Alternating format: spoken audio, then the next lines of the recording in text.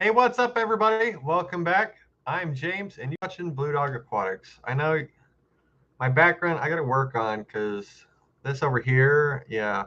So we just actually sold a 220, and it's crazy to think how much stuff is underneath a 220-gallon aquarium. But that's all it. So now we got to find a new home for it. But anyway, thanks for tuning in. It was such a success doing the live stream last week that I wanted to do another one. Today, what we're going to be talking about is chameleon care. Now, running a store of exotic pets and having chameleons in there, man, I hear so much bad information, and it's just awful. Give me a second. I will get rid of this sound here. But anyway, I hear so much bad information when it comes to chameleons. We actually just heard some on Sunday, and this lady was uh, talking about one of our panther chameleons, and she was telling her friend, she's like, "You should really get one." And I always like listening in just to hear how knowledgeable they actually are about chameleons. And uh, man, it was brutal because she's like, she looks at one of my paludariums and she's like, "Oh, that'd be perfect for it." And I'm like, no, no, you need screen. No, you need lots of ventilation, not a big glass box. And so I stepped up and I politely was like, do you need help with anything, or do you need some information regarding chameleons? And the one gal's like, no, no, we're good. And so I sat there and I listened to her talk. And the more she talked, I was like, you're feeding this young individual's mind full of stuff that is not true, is not correct, and you will kill that chameleon if you listen to this lady. So I eventually stepped in and I was like, no, no, you're not going to compromise, because if this girl does eventually want to get a chameleon, there's a lot she needs to know, and you are sending her down the wrong hole, and she will end up with a broken heart and a dead chameleon, and that is things we just don't want. So we're doing another live stream today on Chameleon Care. We actually just finished up a podcast on Spotify about a similar topic with Chameleon Care. So if you haven't started listening to our podcast, make sure to jump over and do that. I know we're doing this video a little late, and that is thanks to DOT. And it's because I had to get a DOT inspection on my truck, and it took hours and hours. And I went in this morning, and they're like, "Oh, Pet Sonic, hey, thanks for tuning in. Hello." But yeah, I went in there and it took all day. I was actually going to do this stream earlier today around noon, and that just did not happen. I went in there, the guy's like, "It'll be between an hour and tomorrow." And I'm like, that is a big variance of time. Like, can you narrow that down at all? And lo and behold, I ended up staying there for like 4 hours. So yeah, I apologize for this shooting so late. But without further ado, let's jump into what we're talking about today. So, like I said, when it comes to chameleon, research and knowledge is everything, because these are very sensitive animals, and we want to do our best to make sure that they have the best quality of life possible, and that way you and your chameleon can live a happy life for many, many years together. Um, the lifespan of chameleons really depends on what type of chameleon it is. Veil chameleons on average live 6 to 8 years. Panthers are between 5 and 7, 5 and 8, and Jacksons are between 5 and 10. It all depends on what type of chameleon, where it came from. Now, I will say first and foremost is I believe 100% in captive bred chameleons. I do not believe that we should be taking these animals from the wild and depleting the natural resources. I believe that we should be able to keep these captive bred and captive going. I mean, for goodness sake, chameleons uh, can have anywhere between 20 and 70 eggs at a time. So I think that shouldn't be an issue. But yet, there's always a depletion, and it seems like there's always a need for chameleons. Um, but you got to remember, and we'll jump more into this. No worries, I work at 12, so this works out well for me. Awesome. You're a night owl just like me. That's Bubba. He's going to be pacing behind us throughout the video. So yeah, thanks for tuning in. Yeah, I'm a night owl too, and especially with how busy my days go and my one day off, it gets crazy. It's just insanity. But so we talked about lifespan. Now, lighting for chameleons is very, very crucial. They 100% need UVB, and they need T5. Now, T8 doesn't penetrate as deep into the enclosure, whereas a T5 does. So I always recommend T5 high output UVBs for on top. And then you'll also need a basking bulb. Now, there are different levels of temperature that you need to accommodate for a chameleon, and it all depends on the age, too, of the chameleon. Now, any chameleon breeder that is trying to give you a newborn or anything less than 4 months is not a reputable breeder. Uh, I believe wholeheartedly that chameleons should not be sold or transported until they're at least 4 to 5 months old. There's so much that can go wrong with a newborn, and they require a whole lot more care.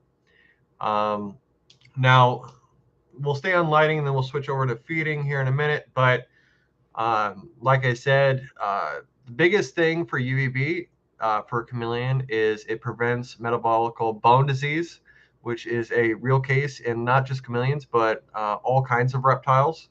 Your skinks and your leopard geckos and your bearded dragons. This is a very real situation for them, and they need that UVB. And we will actually take our chameleons outside when it's nice out and not freezing to help increase that UVB so that they get natural light. Um, but, and on that note too, with the UVB, you also need to add calcium. And we recommend giving calcium twice a day, or not, wow, not twice a day, twice a week. And you can dust that right on the food and make sure that they get the proper calcium so that they get the proper bone growth. And especially if you have a younger chameleon that is growing up. So on that, and then temperatures that you need to accommodate, like I said, for a younger chameleon, you're going to be sitting around that 85-degree range because they're going to be a lot smaller. They're going to be in a lot smaller enclosure. And so the bottom of the enclosure needs to be between 60 and 70, and the top needs to be about 85 for a newborn. Now, older chameleons, you have several different levels of temperature. And we'll get into enclosure size here in a minute. But uh, the temperatures of an adult, you need to have the bottom of the tank between 65 to 70, and then the middle of the enclosure needs to be between 75 and 85 degrees. And then the top of the enclosure near that basking area needs to be between 90 and 100. Now, the reason why we do different levels of temperature is because if you have, it's just like with any reptile, you have a hot side of the tank and you have a cold side of the tank. And you want that animal to be able to thermal regulate and regulate its body temperature. So if you have nothing but a hot temperature on the top and it can't go anywhere to escape, you're going to dehydrate that animal and it's eventually going to lead to death. And so you want to be able to allow that animal to go, okay, I'm hot. I'm going to go down to the bottom. I'm going to cool off. And then they're like, okay, well, maybe I'm a little cold down here. So they're going to sit in the middle and maybe digest food or just relax for the day.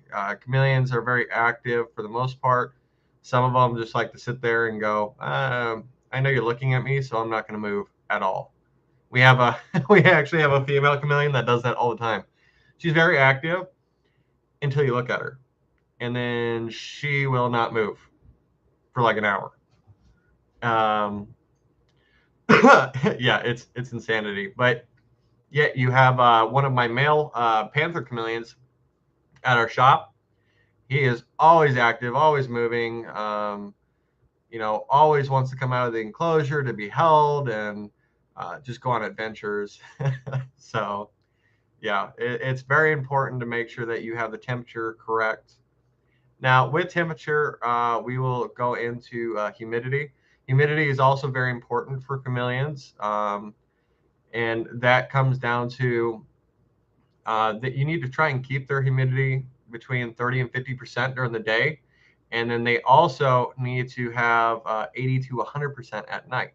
Now you may ask, well, how do I accommodate that? How do I make sure that my chameleon stays at that level? Well, and this is kind of going to jump into another subject too, but misting is key.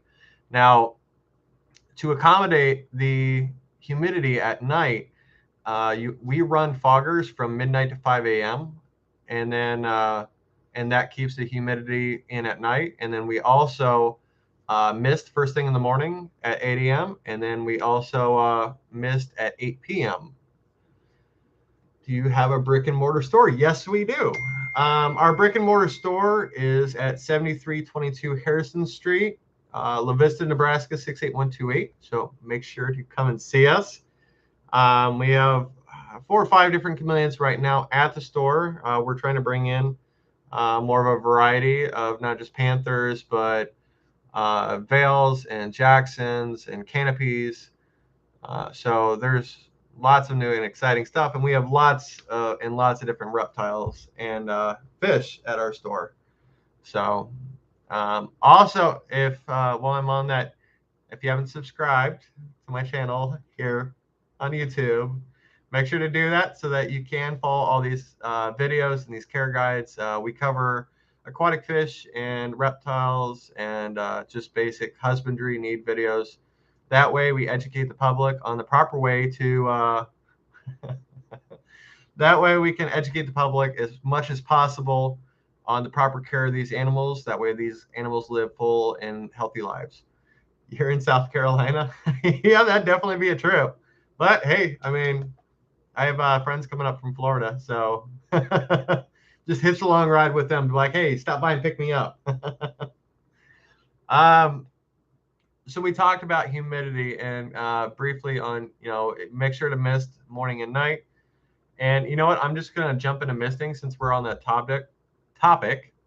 And misting is crucial for a couple different reasons. A, we use live plants in all of our chameleon enclosures. So A, you are watering the plant. B, that is the form of for them to drink. Chameleons don't drink from stagnant water. They are surface drinkers, more specifically moving water surface drinkers. So, and I know some people put in those waterfall features and stuff like that, and it's just, it leads to so much bacteria, and I've heard more horror cases with those than not. Easiest thing is either running a misting system that comes on at 8 a.m. and you only want to do it for about 3 to 4 minutes at a time. You'll flood out your enclosure. That has happened to me before. It sucks, where the mister actually got stuck on.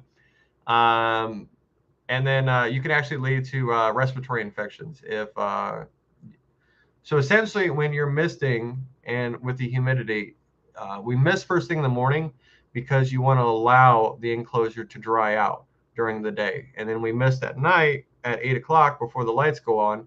That way it's one last boost of humidity before the tank starts cooling down. Now, if you have a very warm room that the chameleon stays in, it'll be very easy. Most of the time, like for us, all of our lights go off. We don't even have nighttime lights. But let's say that you have it in a colder room and they don't seem as active, then you can put a ceramic bulb on at night, and that'll help regulate some of the heat and help with the humidity. Now, diet for chameleons. Chameleons are insectivores, so chameleons they absolutely.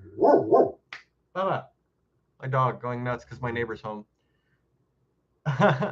But diet for chameleons, chameleons are insectivores, and they need a wide variety of insects. Chameleons can get bored off of food if you're feeding them, let's say, just crickets or just mealworms. And so we always like to have a very wide selection. So like, let's say, and again, it comes down to the age of the chameleon, because if the chameleon is a baby, they're going to be eating daily. And so let's say on Monday, you're going to feed mealworms. On Tuesday, you're going to feed crickets. On Wednesday, you're going to feed dubia roaches. On Thursday, you're going to feed lobster roaches. And then on Friday, you're going to go back to mealworms. So you always want to have that selection. Now, babies aren't going to eat as much. So they'll eat like 3 or 4 mealworms in a setting. And I always keep track of how much my chameleons are eating. That way, A, I know that they're eating, and B, I know they're drinking. Now, as chameleons get older, they're not going to eat as often, but they're going to eat more per setting. So right now we have a chameleon that's about 8 months old, 8, 9 months old, and he eats every other day. And he'll eat 8 to 10 crickets. And then we have a chameleon that's 18 months old that is eating once every 3 to 4 days, and he's eating 20 to 25 crickets or mealworms. Now, you do remember that mealworms or superworms are, well, not so much mealworms, but superworms are high in protein, so be careful on how much you are feeding of that. Another food to be careful with are hornworms. I know everybody loves seeing the videos of people feeding hornworms to their chameleons and seeing like the splooge of guts from them chomping on it. The only time you should be feeding your chameleon hornworms is as a treat. So maybe like once a week, you feed them like one and like, oh, good boy, just like you would a dog. But it's definitely not something that should be in their diet on a regular basis.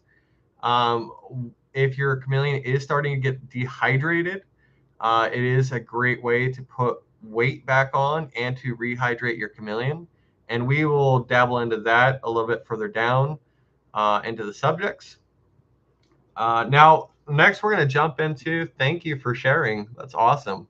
Hopefully, I know it's kind of late, but hopefully, we get more people viewing and more people subscribing so we can keep growing this channel to reach a bigger audience. That's always my hope. And,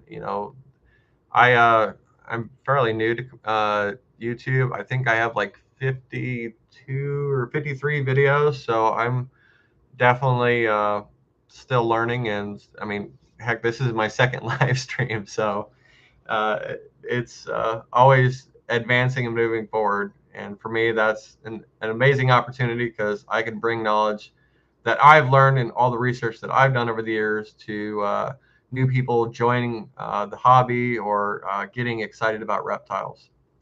Now, enclosures for chameleons, like I said, it comes down to the age of the chameleon.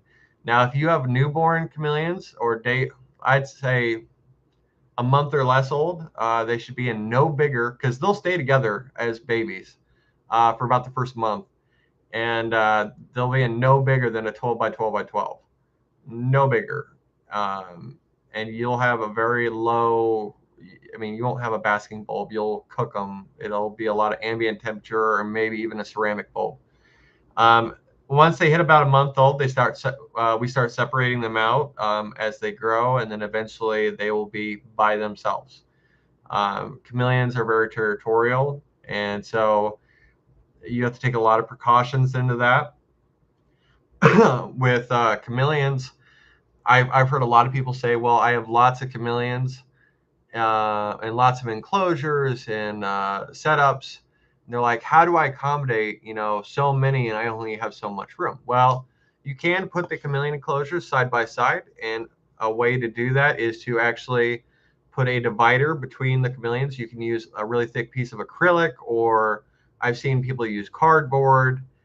There's lots of different options into making sure that the middle chameleon can't see either chameleon on either side. Ventilation is key with chameleons. You do not want to put a chameleon in a glass enclosure or an acrylic enclosure. I know they sell them at the box stores, and that is so wrong because I hate that they do that. Because chameleons need screen enclosure. They need that high ventilation. Now, as a chameleon gets older, you're going to step up the enclosure.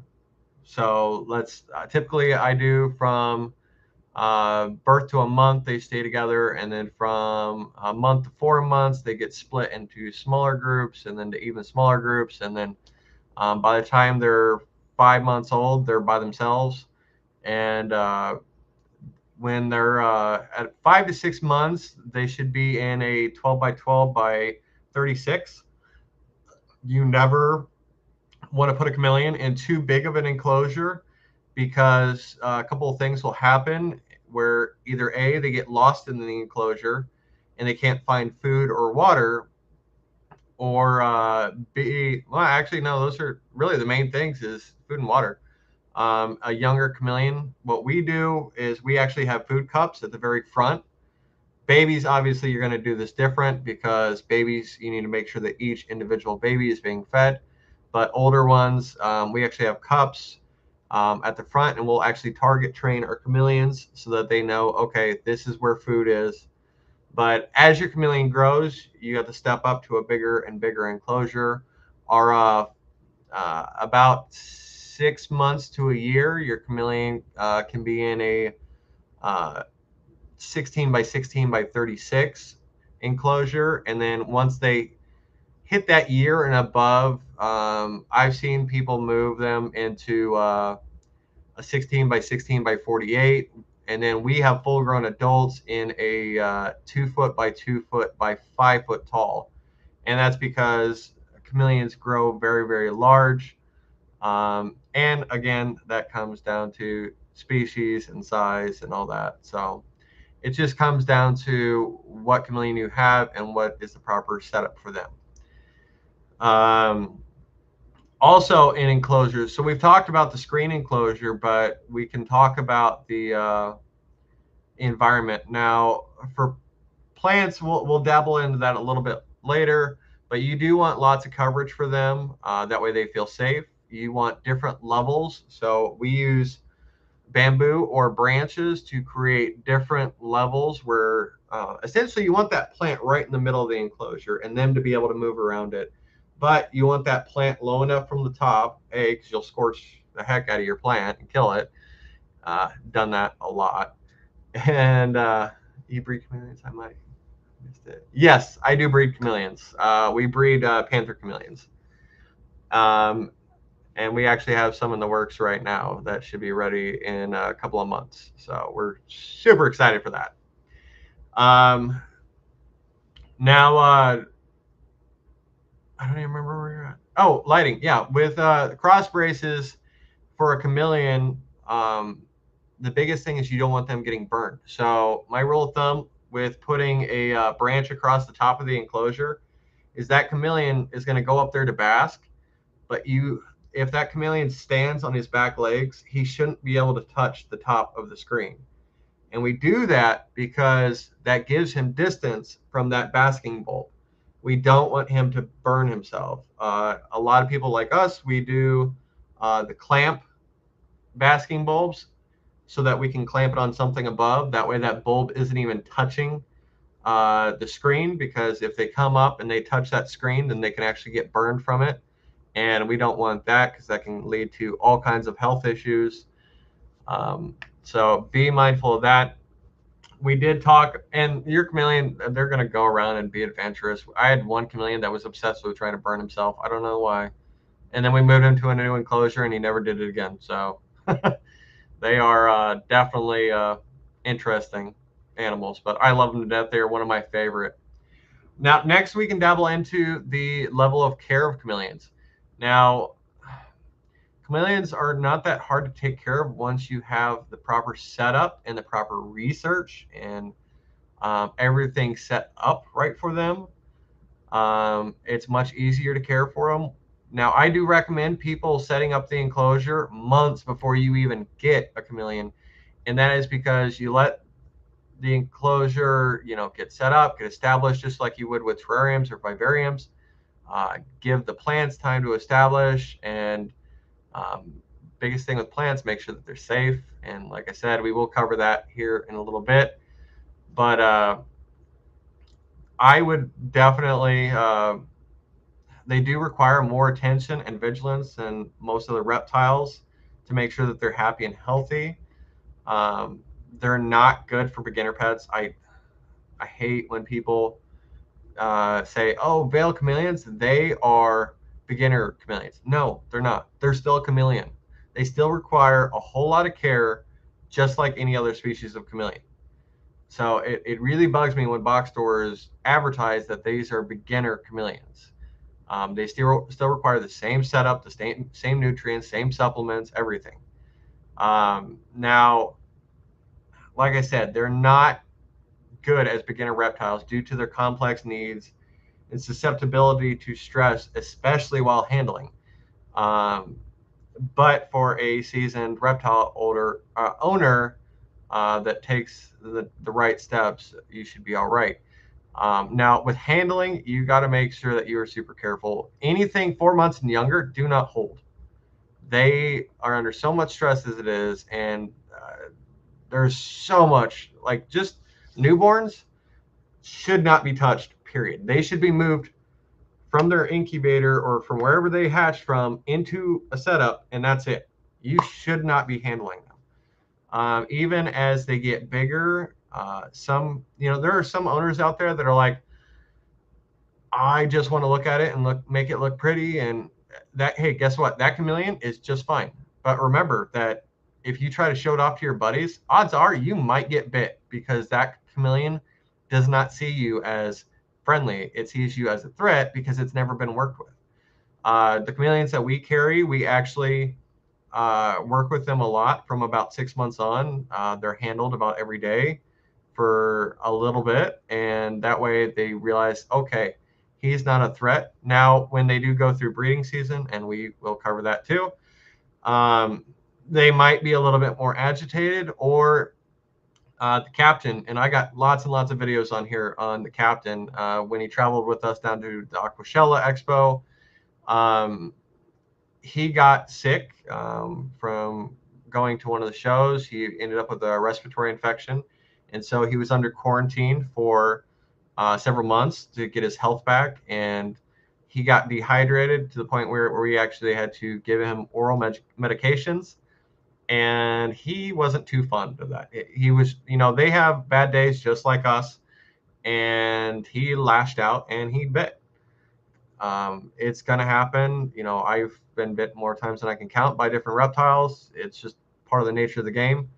And so just be mindful of that. If you are going to work with your chameleon to be handled, make sure to do it slow. And now, the biggest thing I can say with that is, let's say that for whatever reason you do have to give your chameleon medication or whatever, go from the bottom, be very slow, lightly pick him or her up, and let them come to you. Don't go in there from the top and grab, because they're going to take that as threat, and they're going to turn. They're going to show teeth. They're going to open up their mouth. You're going to hear them hissing, and they're going to say pretty much, back off. Good idea. Thanks. I've always wondered about the light fixture distance between light and cage. Yeah, absolutely. Yeah, lights, you definitely want to make sure that your animal's safe, because we don't need them getting burned. And if you notice like black marks on your chameleon, odds are they're getting burnt by something. So you might want to look into that. Now, cost of care for chameleons, the initial setup is always going to be the most expensive part. And that's with any reptile, because you're buying the lighting, you're buying the enclosure, you're buying plants and food and supplements and everything. So on average, when you're setting up a chameleon enclosure, you're going to spend $500 to $1,000 just an initial setup. That's not even the cost of the chameleon itself. And then on average for food, you're going to be spending about $100, $150 a month just in food. And as they get bigger, that's going to add up too, because yes, they're not eating as often, but they're eating more per setting. So keep that in mind. And then, yeah, the biggest thing with the cost of care is just making sure that you have everything. And I'll emphasize this again, is make sure that you have everything set up before you even bring that chameleon home. Make sure to do your research. I can't even emphasize that enough on doing research. It is so vital to make sure that, because let's say that you picked it up from a store, or you picked it up from an expo. If your environment is not ready, you're just stressing out that chameleon anymore, or even more, because if you bought it from a reptile expo, okay, so that chameleon was pulled from his enclosure at home where he felt safe, driven however far to the expo, set up in a temporary enclosure, where he doesn't have a whole lot of coverage because people want him to be seen. And then, so that's stressing him out even more. And then for you to come in and buy him and then transport him however far back home and throw him in a whole new setup, he is beyond stressed. And so I tell people, I'm like, I don't care if it's a fish, a reptile, whatever, quarantine that animal. And what I mean by quarantine is I'm not saying ignore him for 2 weeks. No, don't do that because you will kill him. And on that note, chameleons are very good they stand by their name as far as chameleons go because they hide their illness very, very well. And if you notice that your chameleon's not feeling well, he's in pretty bad shape. They're really good at hiding that. But no, what I mean about quarantining your animal or quarantining your chameleon is bring him home, put him in the enclosure, make sure that he's drinking and that you're feeding and that he's eating, but don't touch him. Leave him alone for a couple of weeks. That way he can move around, he can feel safe, he can get reacclimated to his new home and get his bearings. Because for him, his previous enclosure, he felt safe. He knew where all the threats were. He knew what was going on. But when you put him in an entirely new setup, he has no idea what's a threat, what's going to hurt him, what's going to attack him. And so he's going to be very timid. He's going to be hiding a lot just until he warms up and feels, okay, this is not so bad. Nothing's going to hurt me.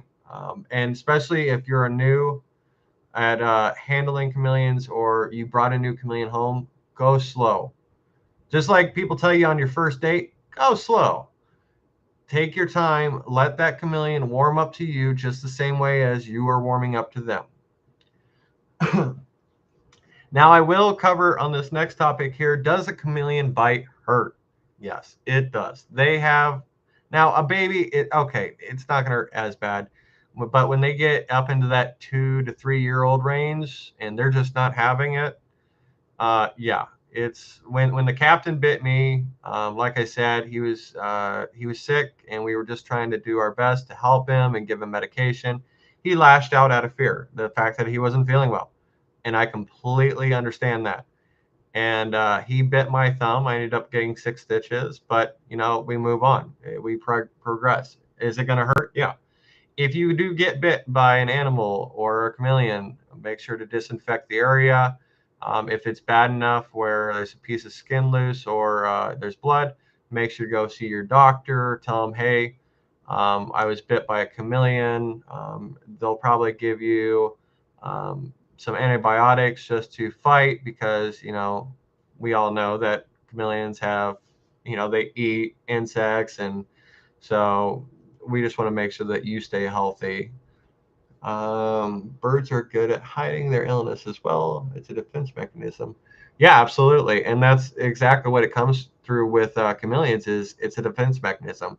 They don't want to show that they're weak or that they're sick. And we had one person come into our store that was like, my chameleon is on the ground and it's not moving. And I'm like, take that thing to a vet immediately. And I will give a shout out to my buddy.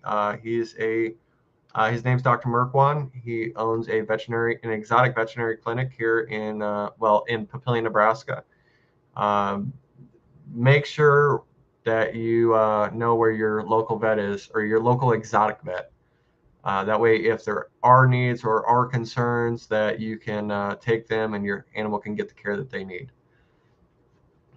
We already covered misting. Like I said, we mist twice a day, one in the morning and one at night. That allows your chameleon to drink and stay hydrated. And then also, what a lot of people don't know too is that you do need to mist the chameleon in the eyes, and that is so that they can actually wash their eyes.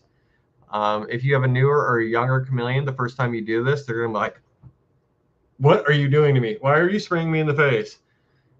And it'll take them a couple of minutes. Typically, when I spray a chameleon in the eyes, I will typically spray it toward the end of their mouth, and then I will slowly work up, and then they're like, "Oh, this isn't so bad. Oh, I should be washing my eyes." But some of them might flee and run away from you and go, "What are you doing to me?"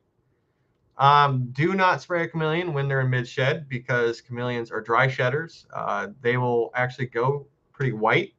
And then the way I describe it to people when a chameleon sheds is like a big ball of confetti exploded. I mean, one day, and the crazy thing is that chameleons can actually change their color or their patterns every time they shed. The captain was really good at that. Also, his son Hot Rod, and then or Skittles, yeah. But anyway, he was really good at that. Every time he'd shed, you would notice his pattern was changing and his color variation. The biggest question I get is, do chameleons change color? To an extent.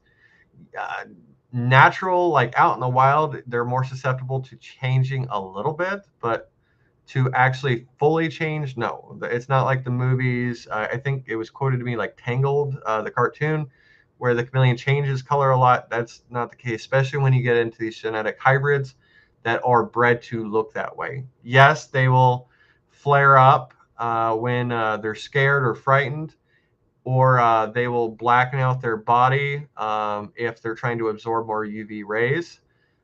Females are really good at when they're ovulating or when they're breeding. They're good at flaring or posing black. And you can honestly tell a lot about a chameleon and its mood depending on what its colors are doing. But yeah, just keep that in mind. How to tell if your chameleon is dehydrated. So the biggest thing is, and people use drippers a lot. I don't like drippers because every time I set it up and adjust it and get that flow right, 2 seconds later, it stops. And then I got to go back and readjust it and get it flowing again. And it's just pain. There are so many people that have amazing DIY setups that they use as drippers. We use misting systems, which work really well. Now, your chameleon is definitely going to tell you if he's dehydrated, and that's going to be by physical symptoms. And the most common symptoms are they have saggy skin or they have sunken in eyes.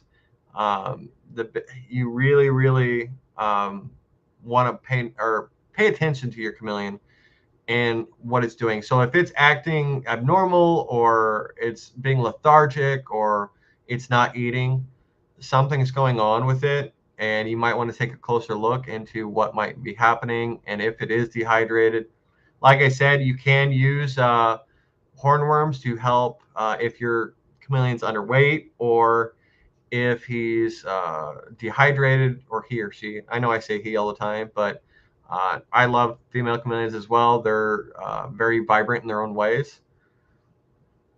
Good day. First time coming across your channel stream. I'm definitely hitting the like and subscribe. Awesome. I am glad to hear that. Welcome. Now, like I said, be very vigilant of your chameleon. So me, I interact with my chameleons every day. And so if something is off, it's very easy for me to notice if one of my chameleons isn't acting right. And even the most expensive or most well-deserved or caregiver, sometimes they can come across a chameleon and they're like, oh, I have so many, and maybe one got missed. It happens. And sicknesses come on chameleons just like they do on us. You just have to be vigilant, stay ahead of it, and be aggressive if you do find out that your animal's sick. Very important. Learn more about these things I didn't know. Be sure to stream on my website after your stream ends or tomorrow. Absolutely. The more this is shared, the happier I am, because for me, it's not about the money on YouTube or the likes or the subscribes. It's getting, yes, I mean, we do like having subscribes because that means that people are getting the knowledge that they deserve for these animals. And the more this knowledge gets out and spreads to especially newcomers that are coming into this world of reptiles, if they can come on here and go, wow, I learned all this basic knowledge that I didn't know. And then they go to another channel or another link or this other planet, and they do months and months of research. And that is the most important thing for me, and the absolute care of these animals. If I have someone coming into my store, I test your knowledge before I will send you home with a chameleon. Trust me, I will, because and we had it. It was a couple of months ago. We had a younger gal come in, and she was die hard set on a chameleon, and so I asked her basic questions on chameleon care, and she didn't know. And I said, "Here's what you need to do."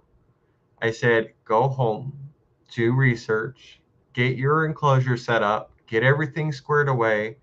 Because even people that are versed in chameleons still learn new things that were taught 20 years ago on chameleon care are completely different today. And we are always learning, and that's why we're always doing education and spreading our knowledge. That way, people can be educated and go, okay, this is the right way. Because unfortunately, there is so much bad knowledge out there when it comes to the care of reptiles and care of chameleons. And we're trying to squash those people out. So, yeah, absolutely. Spread the word. I wish we had them here in Australia. They're so cool. Oh my God, yeah, that'd be amazing. Of course, in Australia, you have some amazing animals anyway. Oh man, one of the places I've always wanted to visit was Australia, and unfortunately, like my time in the military, like I never got a chance to go out there. But I'm still young, and I will still make that happen. It's definitely on my to-do list. Now, the next topic we'll get into is breeding of chameleons. Now, breeding can be tricky, and you definitely need to know what you are looking at, and because there's a lot that goes into breeding chameleons. First off, you need to introduce the male into the female's enclosure. That way, she feels safe, and and that's during typically chameleons breed during the spring, right after the cold ends. But as long as your temperatures are correct, you can actually breed chameleons several times a year, as long as the environment's right. Um, After they mate, the female will begin pacing about 15 or 10 to 15 days after to find out where she wants to lay her eggs. Now, female chameleons can hold sperm up to a year. Typically, if the environment's not right, or if the lay bin isn't set up right, or the ground's not right, they won't induce themselves. Or you'll get one that will hold on to chameleon eggs so long that they become egg bound and die. We actually had a chameleon. Um, she wasn't even with a male, but female chameleons can actually induce pregnancy, and they'll have infertile eggs. And we went down there one day. We noticed she was chunkier, and I was like, "Ah, oh, man, you got infertile eggs." And so I'm like, "We got to put you on the watch list to make sure that you are. We get a lay bin in there for you, and I can cover lay bins another time because I could do a whole session on them." But essentially, she started passing the eggs just fine, and the last egg that she tried passing was too large, and actually, and in just overnight, she became septic and passed away, which was very unfortunate. Rio is one of my favorite chameleons, and so it really sucked to lose her. But it's stuff that like that even someone experienced like me, it happens. These chameleons don't work on your time; they work on their own time. And when it comes to breeding, you really have to pay attention to what you're doing. Um, like I said, they'll lay in a lay bin. We use live plants, and so unfortunately, our main female that breeds has a bad habit of not laying in the lay bin and laying in the pot for her bamboo tree. And so, but typically you can tell where they've dug because there'll be loose soil, and then they'll try to repack it. So yeah, it's incredible. But how do you qualify someone when they buy from your website? Um, so when it comes to chameleons, and see, here's the crazy thing: we actually just redid our website, so I no longer sell on my website. Because that's a great question. How do you qualify someone when they're buying online? I mean, you have no idea what type of setup they have, or if they're even prepared, or what they're going to do with the animal. And for me, that bugged me because we sold a snake a while back, and someone was so uneducated that they actually shipped the snake back.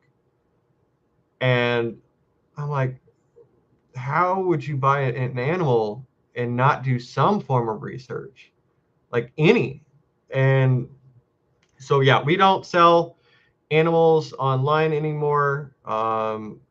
We still go to shows and sell at shows, and then if it's a large enough order or if they're buying a full setup, we actually do travel um, to set up enclosures for people and bring the animal down personally. But obviously, there's cost and transportation and all that. And with cats being stupid expensive, that's been slowed down a lot. But but anyway, back into breeding. One of the big things that people don't know about chameleons is they can hold on to, or like, so after they lay their eggs, you can do two different things, and you can either use an incubator or you do what I do. You put them in a bin and you put them up on the top shelf in a humid room. Incubators are great, but the ones that I've seen and the ones that I've dealt with are just so inconsistent, and they'll burn up. Or we had a incubator that burned up a month before 42 chameleons were going to be born, and it cooked them. And that is one of the main reasons why I hate incubators. And because I mean, you lose all those chameleons, and the biggest thing with chameleon eggs is they take 9 to 12 months to hatch. It is longer than a pregnancy for a human. So it is sitting and being patient and making sure that they're doing good and that the temperature is right for a year, only to have an incubator fail, and all that hard work and that loss of life is just awful. And so, like I said, we put them up on a top shelf, and then yeah, it's a whole lot easier for us to maintain them and control the humidity for them as well. Now, I will get into, so when you introduce a male and a female for breeding, the male will come in, he'll bob, saying that, all right, let's do this.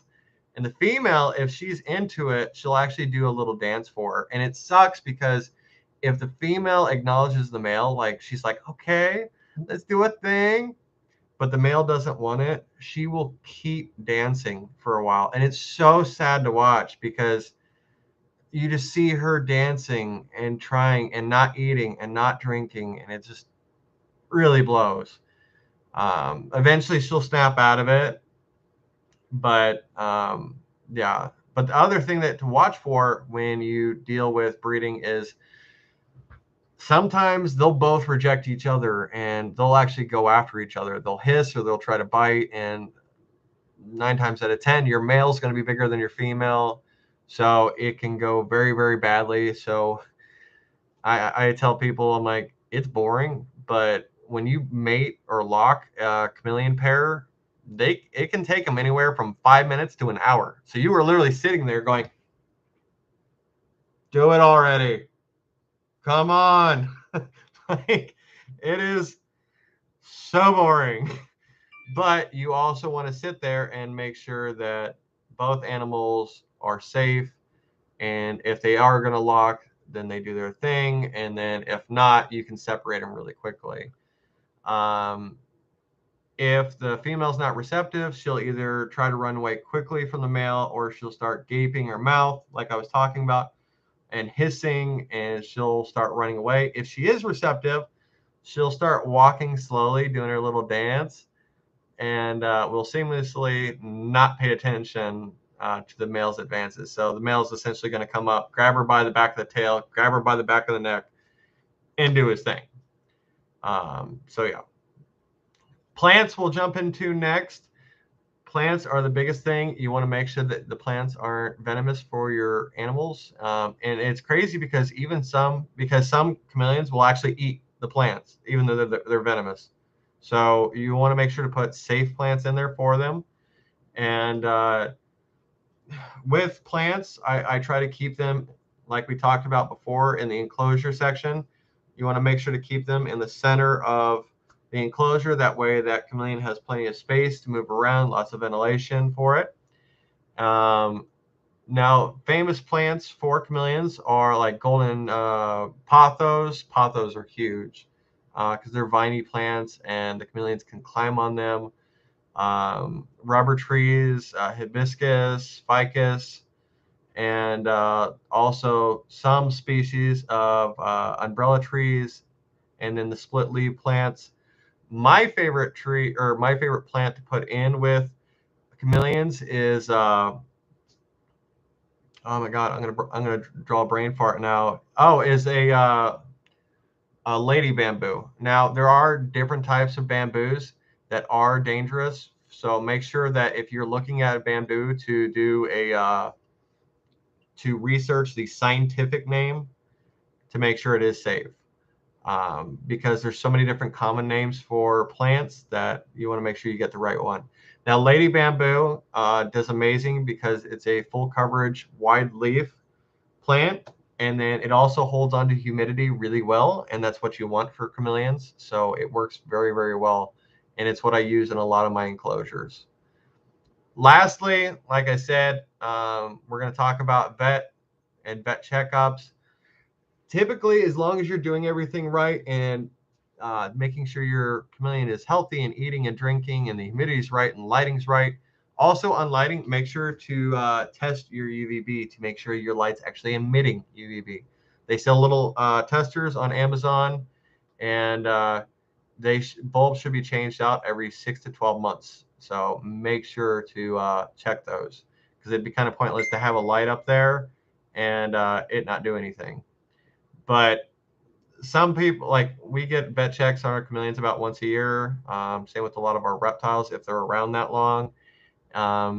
We also have our animals here at the house, so those do get checked out once a year just to make sure that they're progressing and growing at the proper rate.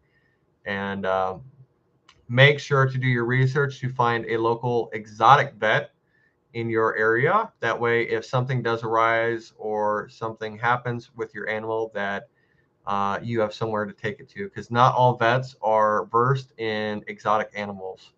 So make sure to do that research. And the biggest thing I can put out from this video is do your research on the exact species of chameleon before purchase. Because I mean, there are so many different chameleons right now. You have your veils, you have your panthers, you have your tomatobs, you have your jeweled, you have your canopies, your carpet type or your carpet chameleons. I mean, there are so many different types out there.